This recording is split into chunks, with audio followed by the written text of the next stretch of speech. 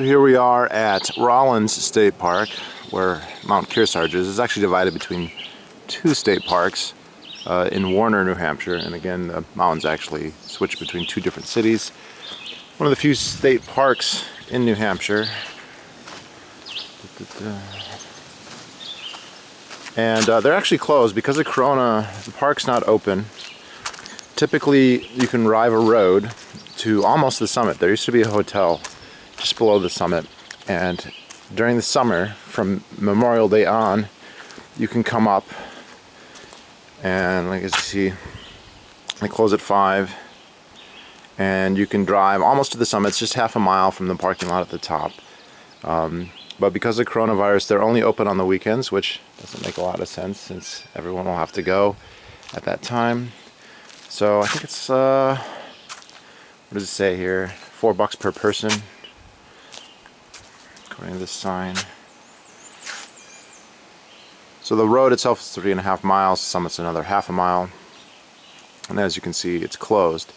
So the lower reaches of this are these broadleaf deciduous forests, which are really productive and have a lot of mosquitoes. So bug repellent's a good idea if you're going to walk the trail. So even though this is closed to vehicles, you can still obviously just walk around it, and I mean, they even have a footpath right here, and walk it, no problem.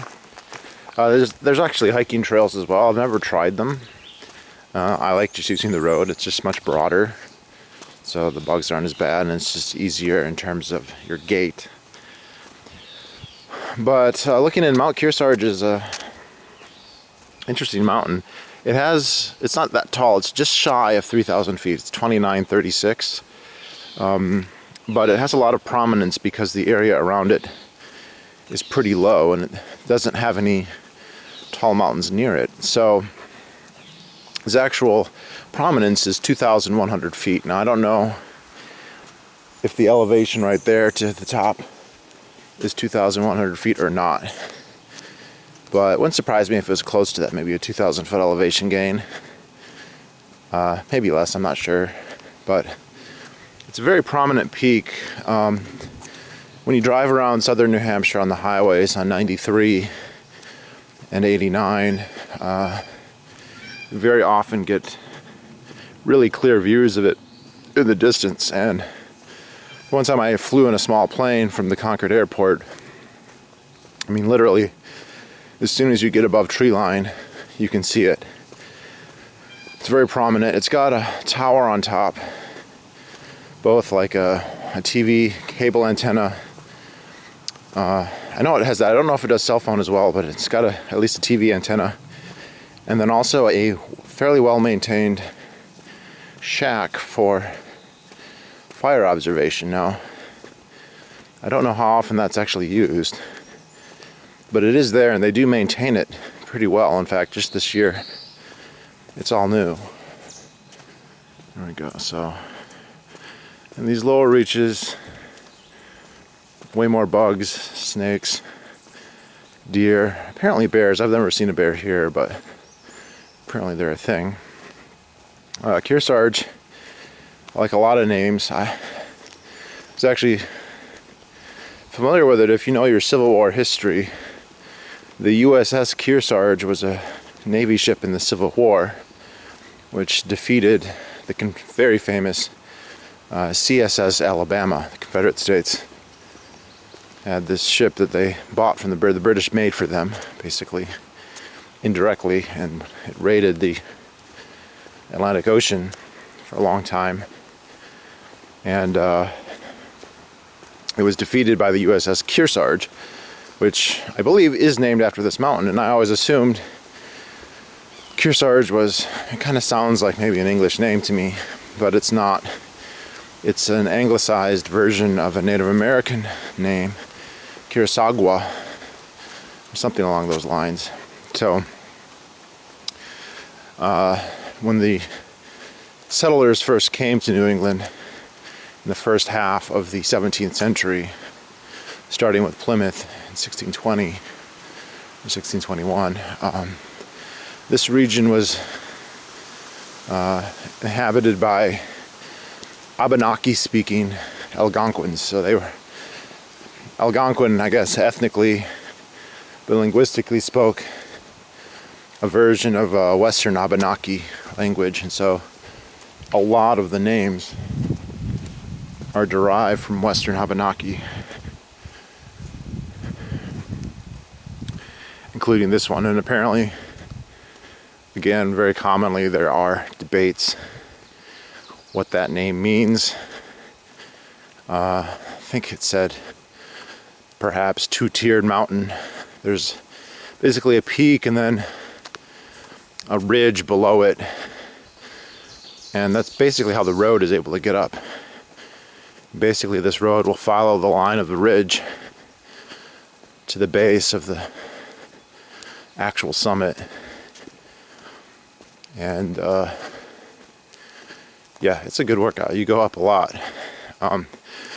But when it's open, it's a very easy hike. You park at the base, and it's half a mile to the summit with a couple of nice views. So it's a very easy hike, and I do recommend it for people who have never hiked before and want to get a taste for it, because the prominence and the height offer some really spectacular views. You can see into Vermont on clear days. You can see to Boston, which is impressive, really. Boston's pushing like 80 miles. So it's about a 40-minute drive from Manchester. So on a nice day, if I don't want to be at home, this is a really good option. There's many other options as well. Cardigan, Uncanunic, Sunapee, Monadnock. Those are all good options as well. And then, of course, going up to the Whites if you want some more serious stuff. But this is probably the easiest and the shortest, other than Uncanunic. Uncanunic is basically on the border of Manchester. I could actually just walk there from my house. Let's see, so this road's pretty steep. It's not just one lane, so you can drive up it, and if you go slow, you'll be fine. It doesn't take long. You start to get some really stunning views. Kearsarge is located very close to the center of the state, and so you get this panorama that includes basically all of the south. I mean, you can see Monadnock and Monadnock, and then to the north you can see the White Mountains, Cardigan. So really amazing views, and the road's open at a very cheap price in terms of commitments, in terms of hiking. So when it's open, there's actually a lot of people at the summit. I mean, obviously just before they close it will slow down you typically, but 50 to 100 people is normal. The summit's pretty broad. It consists of two distinct knobs, and the space between them, there's actually like a picnic table, and yeah, it's actually pretty amenable to relaxing. Sounds like it's gonna rain. I hope that's not true. It looks sunny, but who knows. But yeah, so typically if they're open and it's a nice day, there will be a lot of people at the summit, which, depending on your perspective, could be good or bad. But When they're closed, far less so.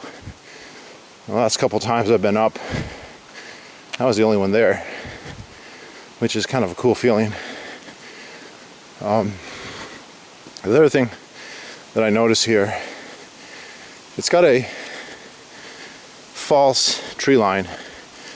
So as you go up in altitude, the climate changes, and on a hot day it can be 15 to 20 degrees cooler at the summit of some of these peaks, which is nice. But as you go higher, yeah, it gets colder, windier, snowier, the soil gets thinner, and so you get a change. That's the other hikers. So this one, because of its altitude, because it's a monadnock, because it's isolated, it's much windier. It's very windy there. So anyway, I'll give this lady some privacy and see you higher up. Bye-bye. So I'm a mile or two up the road, and you'll notice as you get a little bit higher, you start to get a little bit more of a view, and you get these little turnouts like this. And you see over my shoulder, it's not a great view, there'll be better ones to come, but you can really see the surrounding countryside.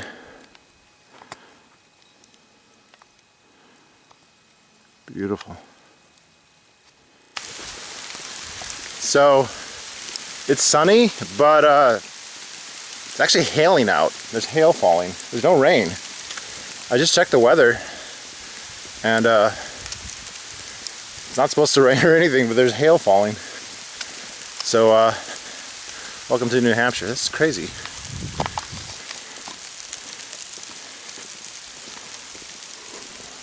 You see it's blue sky, and it just started hailing. It's really small, it doesn't hurt.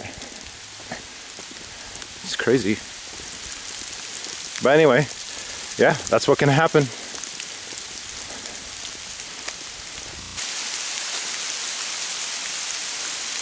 So it's sunny, blue sky, and hailing. There's no rain. There's like no... The sun's even out completely. Oh my god. I just checked the weather, and it's not supposed to rain or anything. Look at this, completely blue sky and hail falling. So now you can understand how people get in trouble on these mountains. They seem very tame, and yeah, they're not Mount Everest, not by a long shot, but the weather can change very quickly, and you can underestimate it. And, you know, I'm wearing shorts and a t-shirt. It's still warm out, I feel fine, but you know, if the temperature dropped 30 degrees and I got soaking wet, this could be really serious. So sounds like it stopped for now anyway, but I'll see you at the next view. So this bend in the road marks the first really good view, unobstructed by trees. And so the road comes up this ridge here. The state park is down there. This is looking basically to the east and to the south. You can see the hail clouds that I just walked through. And the down road. It's really amazing how this road isn't that steep, considering how high it goes over such a short time. Yeah, this is the direction you'll find Concord. Can't quite see Uncanunic. Oh, there it is. Those two peaks right there, those are called Uncanunic. Those are on the western edge of Manchester and Goffstown. But as you get higher, you get treated to more and more of these type views.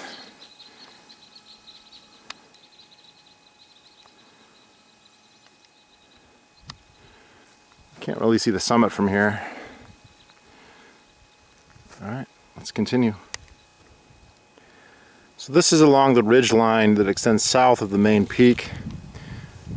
So the hiking's pretty even here, not so up. And as you cross this bend, you'll start to see more towards the top. Here we go. That's not actually the top, that's close though. It's a sub-peak. Almost looks like you can see.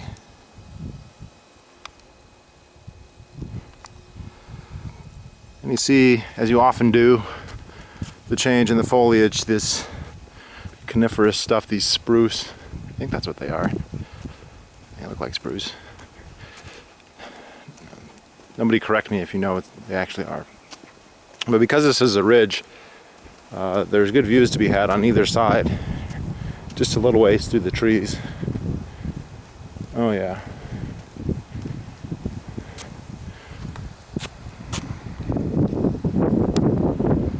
So this is looking to the south and to the west.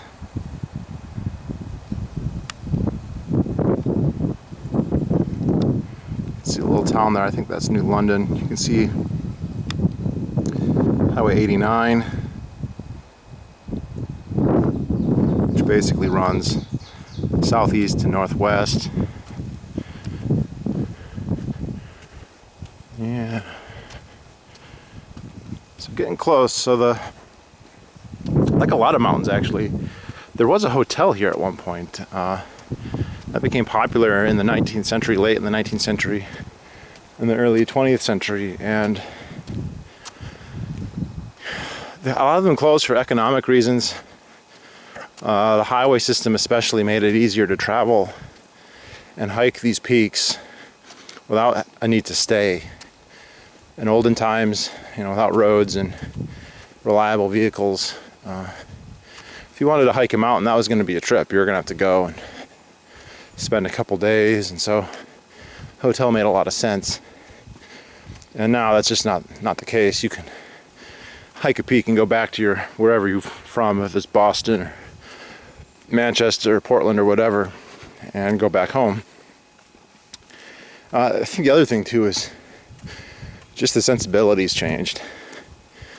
A lot of these hotels were donated or fell into the ownership of towns or nonprofit associations, and they just very often would dismantle them. So sometimes there's remnants left, base, foundations, chimneys. You'll see cable fittings and things like that. I do wonder what these hotels were like if they were nice or not. Obviously for the time, I'm sure they wouldn't compare it to today. And sometimes they'd be right on the summit, or maybe even have like a cable car for access. The most famous would have probably been on Mount Washington, which still has a cog rail line, if not a cable car, and has road access all the way to the summit, or at least practically to the summit. And I think the hotel there is still there as a historical site. There's been some moves to reopen it, and there's a lot of opposition to that, but honestly it makes historical sense. I mean, they used to be dotted with them, and then there's this kind of, I don't know how much of this is from this, but this veneration of the ecological and the natural, which, believe me, I understand, but let's be real. I mean, these mountains have been transformed by human activity. Like, I'm walking up a road right now, and even if this was just a trail, that's something. And most of these peaks, Kearsarge included, have false tops. And very often these are from fires that are caused by people, and even if they're not, the regular presence of hikers retards and or completely halts any kind of reclamation by the forest. So it's kind of selective, but I get it. I don't necessarily want to see a hotel on top of these peaks. So just kind of playing devil's advocate here, and we're getting pretty close, I believe, to the actual summit here. Or not the summit, the parking area at the top. So I'll just keep recording and talking and try not to breathe too heavily on you. But yeah, so we had a hailstorm. Well, I hesitate to say a hailing event. It's coming down pretty hard for a minute, but it stopped, and now it's sunny and warm, which is good. When I get to the summit, it will be much cooler. And as I was saying earlier, the top of Kearsarge seems consistently windy in a way that you sometimes don't even get with taller peaks. You know, I've been to Lafayette and Washington, and they can be windy, obviously. Washington, for many years, many decades, had the world wind speed record, but it's not always like that. The first time I climbed Washington, it was pretty calm. There wasn't really even a breeze. It was a gorgeous day, and I'm sure that happens on Kearsarge, but I've hiked it many more times in Washington. I've only done Washington twice. I've done Kearsarge now probably at least half a dozen times, if not more, and it's always windy at the summit. So here's the final, yeah, we're almost to the picnic area. And you can kind of see that's the ridge I came up there. I think the actual park is concealed.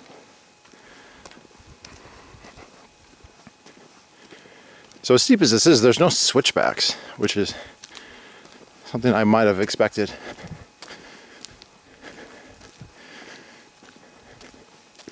Given the prominence of the peak. So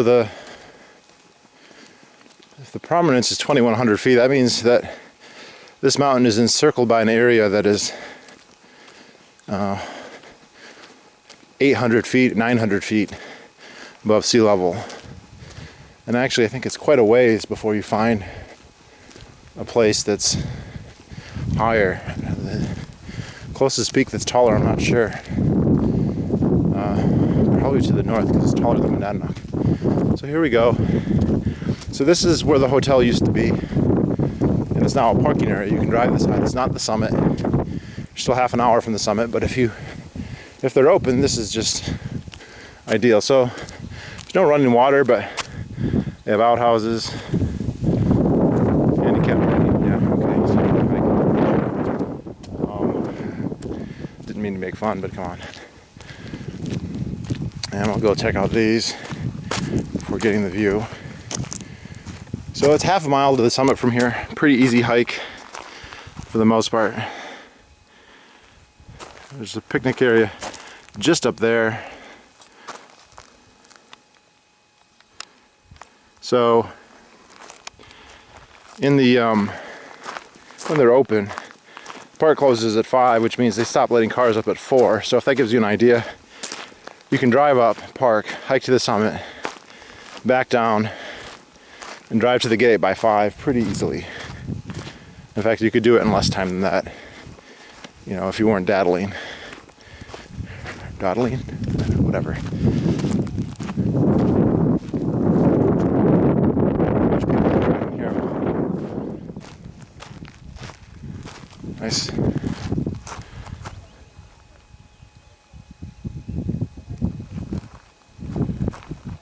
I can't see him, but I can hear him.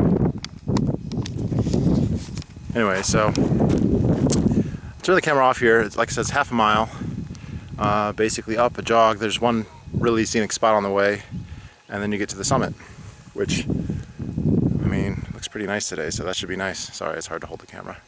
But yeah, so on a nice day, if you want to do a little hike, you want to get out and enjoy some alpine air, get out of the heat, enjoy the weather, this is a really, really good option. There are some that are closer, but none that are quite as high, have quite as good view. Uncanunock is closer, but the views on it just don't really compare because they're covered in trees at the top, and you can drive to the summit as well. But yeah, this is a really, really nice one, and if you don't want to pay, you can come up when they're closed. I imagine there's a lot of people who will just hike up after 5 and then come down. I imagine if you brought a skateboard or a bike, it would be pretty easy. So anyway, just take one more look at the view. I think that is Pack Monadnock. You can see again the highway right there. And then between those two trees, that's Uncanunock. So Uncanunock is just to the west of Manchester. picnic table. All right, I'll see you up higher. So just 100 feet up the trail from the parking lot is this picnic table area.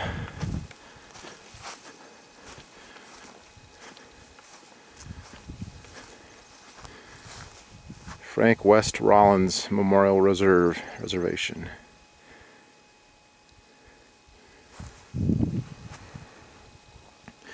So a couple picnic tables, more nice views. Never actually eaten here,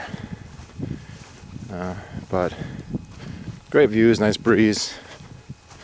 Does look like it might rain in a bit, so might be smart to hurry. So half a mile, maybe 15 minutes to the summit from here.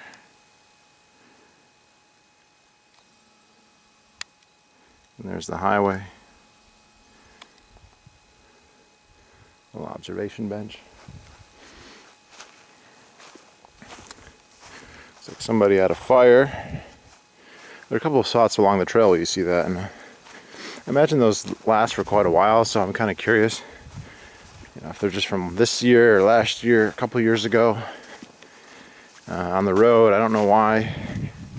If you were driving, you certainly would not need to stop. You could drive the rest of the way. So this trail's pretty quick. I mean, basically you go up about a quarter mile, and then you go to the side about a quarter mile. And there's parts of it that are steep. It's pretty rocky. This area, because it's frequently hiked, and you see this a lot, is pretty heavily eroded in the trail. In fact, there's places where you can see that this topsoil has been just eroded away from the foot traffic. And this, right now, it should be fairly dry.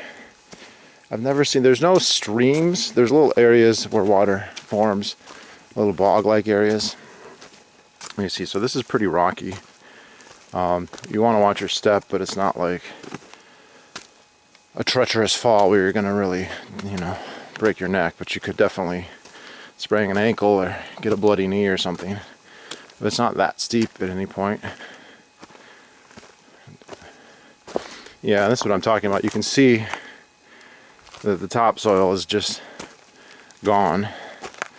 After it rains, this could you could get some flowing water here, and you get these little, like right here is an example, a little trench that right now is just damp.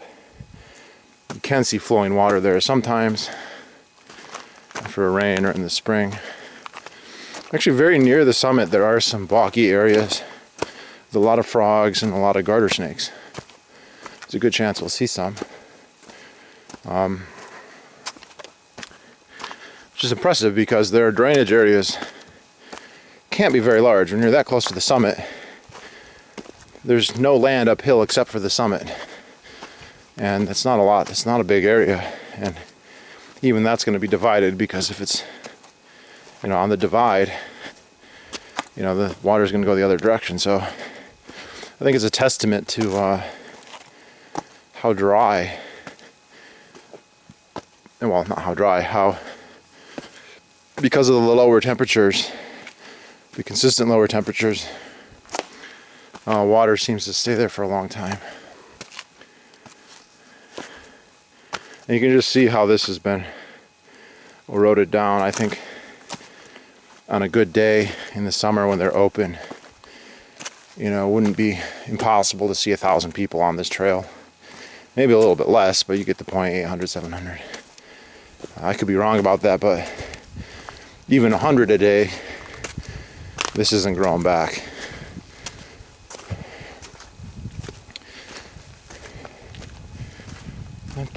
So I looked up on Wikipedia. So the rocks here are about 400 million years old. So they're old. I think they're Devonian and Silurian. So here we go. Here's a little muddy section. There's little bits of this, but they're not too bad. You're not doing crossings of like torrents. A lot of the trails, especially in the whites, usually the easiest ascent, the least steep, will be to go up some gorge of some stream. And you very often have to alternate between banks, sometimes many times, half a dozen times or more. And occasionally there'll be little bridges. You know, some AMC or whoever will have built a bridge, but most of the time there isn't, or there was and it's not maintained, and so it's rotted away. And so there's a lot of stone skipping, and that can be fun. It can also be annoying, and under the right conditions it can be dangerous. I mean, you're going and you could slip and fall and get soaking wet, or even swept away. Earlier this year I hiked up in Maine, a place called the Mahoosuc Range, and it's flooded with meltwater. And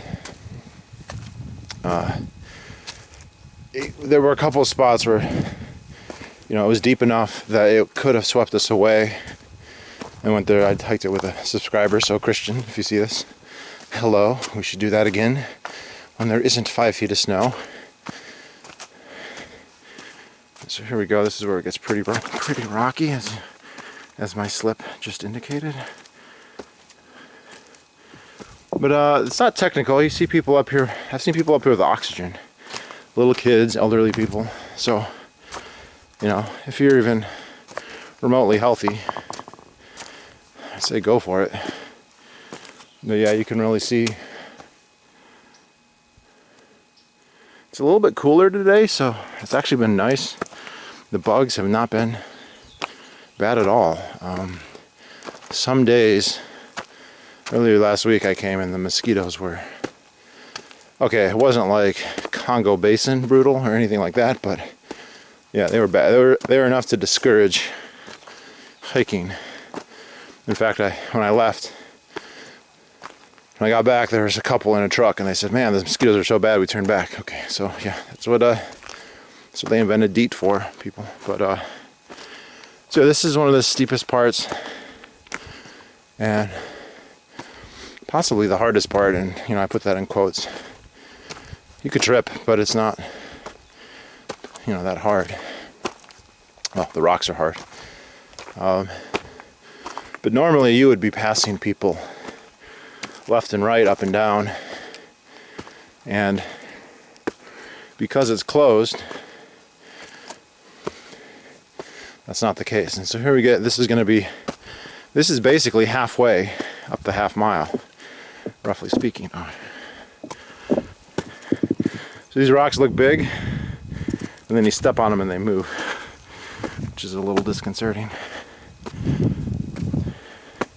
And you can see the striations from the glacials. I mean, these are so old.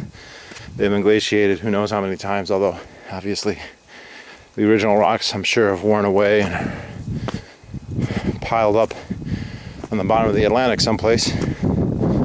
But yeah.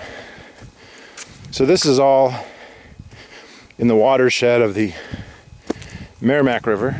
If you go a little bit farther to the west, it becomes the Connecticut River. And here we go. So this is the best view yet. And again, there's the ridge line that I came up. You can see right there the parking lot. And that right there, that's interesting. So the New Hampshire Search and Rescue Helicopter Team practices there, I think about once a month. So if you come here, I think it's on Saturday, the first Saturday of the month, you'll, at the right time, the chopper will fly up from that direction, circle a couple times, and they'll do like rappelling and stuff. And can't quite see the summit from here. I'm just going to keep recording because it's so quick. You might as well see the whole thing. It'll be a little bit more interesting for me too. Yeah, and you can see very clearly the elevation shift from the deciduous, these bright greens, to the coniferous. I believe that happens around 2,400 feet. I could be wrong about that, maybe 25. So it's just the top part of the mountain that feels that. And if you look here, that's all that we see, all these spruce trees. And there's Mount Sunapee, which is a popular ski resort area with a beautiful lake at its base. But let's, yeah, this is a little bit jumpy. And you see, like, there was something here. I mean, we got these clamp-ons. I don't think the hotel was at this spot, but somewhere. And there, actually, yeah, you can see the antenna at the summit. So I'm getting pretty close. Like I said, this is from the parking lot. This is about halfway, so this is really quite quick. I think the first time or two, I was a little disappointed. I was kind of hoping for more of a hike. I mean, I like the summit and all that. That's the main thing. But if you're expecting like a big workout, oh, it's certainly better than doing nothing, but it's not that much. And here we go. This is one of these permanent bog areas. I've seen this here every time I come up. It never goes away. Because of its shape, I kind of wonder if it's man-made, because it's very square. Could be wrong. The idea of a refreshing pool is nice, but this is not it. Well, I suppose if I was dying of thirst, I'd probably think twice. Getting a lot of flowers. You get a lot of flowers up here. It's nice. So this section is more solid rock and less, rock fragments, which is what we just went up. I, viewers and me.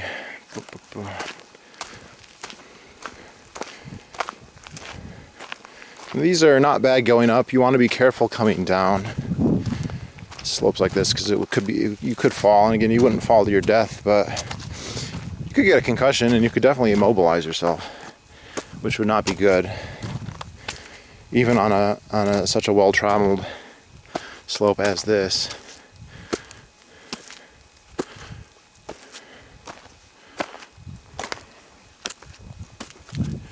Running commentary. Not normally do that, but this is short enough that it's plausible. It's plausible to do.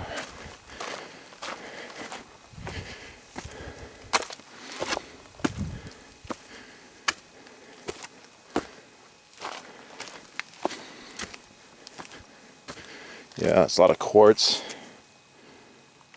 A lot of quartz and schist.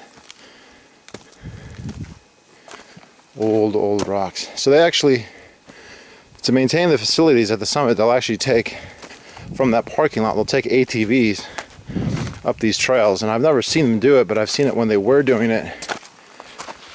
They take these heavy duty rubber mats that serve as like makeshift roads that have grooves in them that are really good for traction, and they'll hook them up on the steeper sections, and then they can bring up loads of timber and supplies. And I don't know if they do that every year or as a need basis. You could also fly supplies, I assume, and there are places in the Whites where they do that, but it's very expensive, so I don't think they would ever do that here. And so we're really just below the false summit. Again, altitude-wise, this should be covered all the way to the summit. And because of a fire, I believe the fire was in like 1796, if my memory's correct. And it just never really grew back, just because it's very difficult. Even if there were no humans, that would be very difficult. It would take a very long time. And the fact that we do have humans means that it's unlikely to happen. So we're just below that. Now Monadnock the fire was started on purpose. At least one of the fires, there's more than one. I don't know if that's the case here.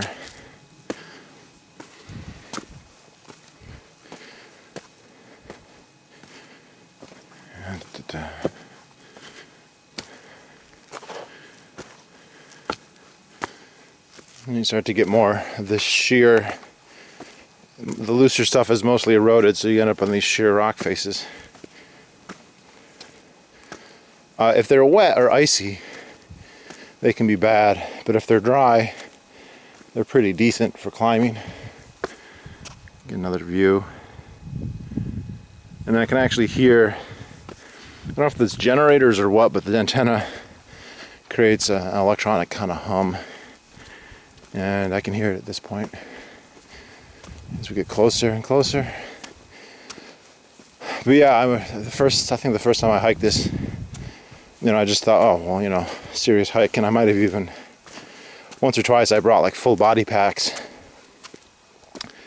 And that was way overkill for what it is. I would suggest bringing water for sure. But you could just carry a water bottle and you would probably be okay. Especially if you just do this half a mile. And then, snack's not a bad idea. If you think the weather is going to be bad, I would just not go. But if you really want to be prepared, sweatshirt or raincoat, poncho. I think that's overkill for something that's, if you're 15 minutes from your car and the trail is well marked, it's probably not necessary. But not bad practice for other hikes. There's kind of like an exponential function here. 15 minutes, half a mile, yeah, not that dangerous, but 2 miles, 3 miles, how far do you want to walk if you're freezing and soaked wet, or if you have a sprained ankle or whatever. So this area here is the boggiest, wettest area. I see a lot of frogs here, and you can see the stones laid out for when it's even wetter. This could be a continuous puddle at some points. So this would be a part where you could definitely get wet feet if you came at the wrong time. And I can already hear there's people on the summit. Sound travels pretty well, so you can hear there's people up there. Like, this area is quite boggy. Again, I'm impressed, since the drainage area that fuels it is got to be small, just a few acres. But again, it doesn't get that hot, so evaporation is probably not a huge problem. This is even, since the last time I was here, this is drier. This was all a continuous puddle a couple days ago. Lots of frogs and snakes, which you can see. Boggy areas. And again, we're just below the summit here. I can hear people talking on the summit. They might even be able to hear me. Oh yeah, and they're getting the sound of the wind. That's a good indicator. You'll find that in the tree cover, it's pretty becalmed. They don't get a lot of wind. The trees do a really good job. And then if you get into a space where there aren't there, it can really pick up, and especially true at the summit. And there's little lookouts here and there. It's not uncommon to kind of see people wandering the forest because it's kind of thin. The trees are a little bit shorter here. So again, the summit of this is 2,936 feet. It's actually twin peaks. And then I think the shorter one actually has the towers. But there's a big cairn, big pile of rock. I learned the word cairn learning Icelandic, actually. There's a big cairn at the summit.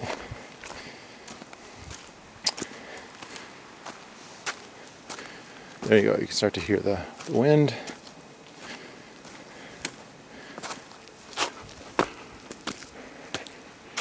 So there's graffiti, that's discouraged now. The earliest name is from 1801 apparently. Rollins Trail, half mile, yep. So actually at the parking lot I encountered this, it looked like a mother-daughter who came down to that parking lot, but it was the wrong trail. They were supposed to go on one of the other trails, and they went the wrong way. I had to double back. And you'll see it's marked with this white. These white markers. Now here it's pretty easy, but if you've never done it before, people do get lost. I just saw someone who got lost today. So from here, it's just a straight climb up this rocky summit. So I'm going to go ahead and switch this around so you can watch me go up. Here we go. last, I don't know, 50 yards.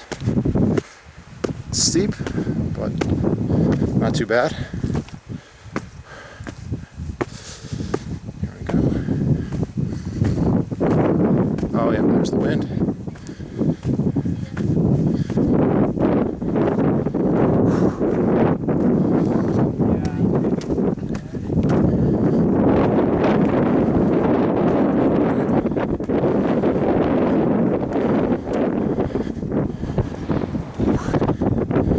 And here's the summit.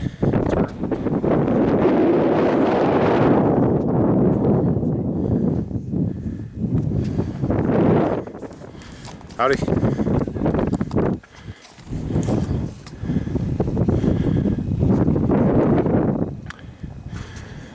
So, again, Uncanunic, Manchester, Concord's that way.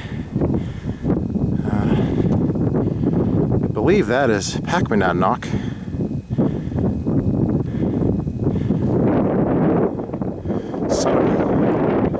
Popular skiing area.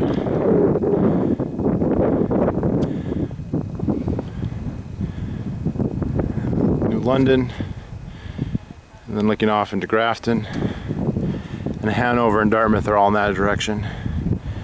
And that peak there with the bald top, also a false tree line, that's Cardigan. That also has a tower on top. You can see there's a couple people here. This invitation, Kearsarge. There's a tower, so it's not usually bad. It's maintained, it's all new. Tower. To the north, looks like there's still snow up there. Right. I don't know if the camera's going to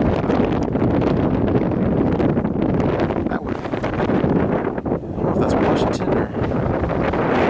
Yeah, that actually might be Washington. That's Franconia Ridge. Yeah, that's probably Washington. Damn. That is interesting. So it's much colder up here. It's windy, which on a hike it feels nice if you're sweaty. But when you're cold, it's not the best thing. I've been to some of these peaks where it's so windy and cold you just have to leave. Let's go ahead to this tower. Like I said, it's all like, it's been there a while. It's maintained. It's been fixed up. Like, the boards were kind of coming apart. They came with a shear, which was a surprise. That'll be a fun job, just to sit up there all day.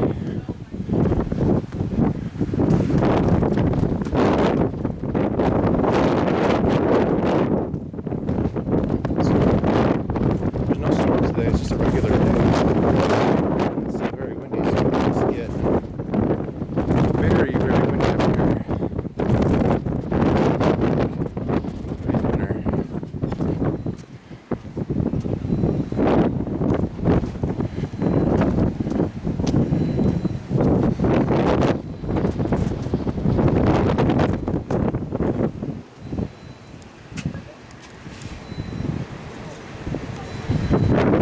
So radio or TV, I'm not sure. My hands are already getting cold, so this is gonna... So this is new paint jobs and new wood. This wasn't here last year. So this is still getting maintained.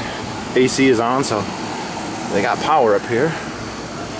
But none of this is available to the hikers. Right? There's no utilities if you're just hiking.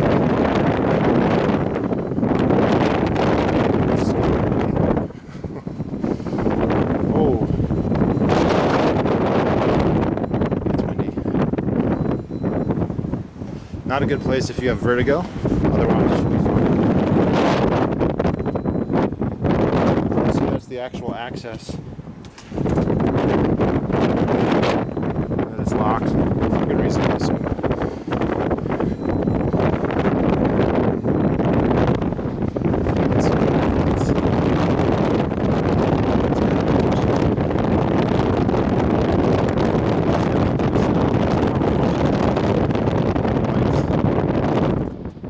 Lakes region will be over here.